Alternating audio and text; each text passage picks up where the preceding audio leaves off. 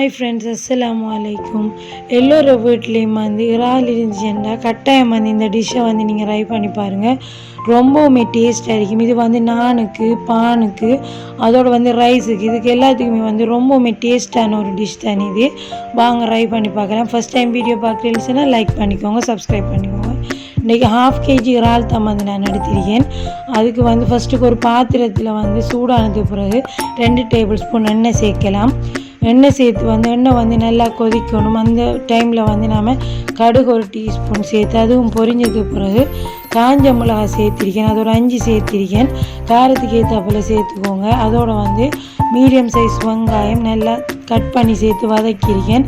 வதங்கி வரக்குள்ள வந்து ஒரு தக்காளியை சேர்த்து மீடியம் சைஸ் தக்காளி சேர்த்து நல்லா வதக்கி கருவேப்பிலை சேர்த்து வதக்கிக்கோங்க. இது வதங்குறதுக்கு வந்து தேவையான அளவு உப்பு சேர்த்துக்கோங்க. சேர்த்து வந்து நல்லா வதக்கணும். அதோடு வந்து நச்சீரகம் 1 டீஸ்பூன், மிளகுத்தூள் 1 டீஸ்பூன் சேர்த்து வந்து எண்ணெயில் நல்லா வதங்கணும். தண்ணி லேசாக தொளித்து வந்து இதை வேக விடலாம். மூடி போட்டு கொஞ்சம் தக்காளி மசிகிற அளவுக்கு வெந்ததுக்கு பிறகு வந்து நாம் க்ளீன் பண்ணி வச்ச வந்து இறாலை சேர்க்கணும். இந்த ஸ்டேஜில் வந்து நீங்கள் இறாலை சேர்த்து வந்து ஒரு தரம் வந்து நல்லா கலந்து விட்டுக்கோங்க. நான் பால் சேர்க்குறதால வந்து பச்சை மிளகா ஒரு 5 சேர்த்திருக்கேன் கட் பண்ணி. நீங்கள் உங்களோட காரத்துக்கு ஏற்ற மாதிரி சேர்த்துக்கோங்க.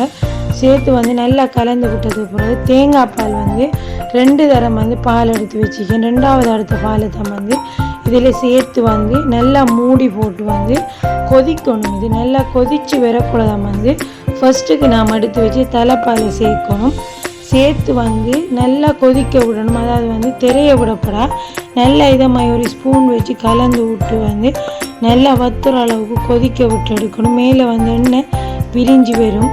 எண்ணெய் பிரிஞ்சு வந்து நல்லா கலராகி வரும். இதே மாதிரி வந்து நல்ல எண்ணெய் பிரிஞ்சு வந்து டிக்காக வரும். இதுக்கு நாம் எதுவுமே சேர்க்கலாம். நான் வந்து நல்ல க்ரீமியாக வரும். க்ரீமி டெக்ஸ்சர் வந்து உங்களுக்கு கிடைக்கும். உங்களுக்கு பார்த்தாலே வழங்கும். இந்த வீடியோ பிடிச்சிருக்குமென்னு நம்புகிறேன். தேங்க்ஸ் ஃபார் வாட்சிங்.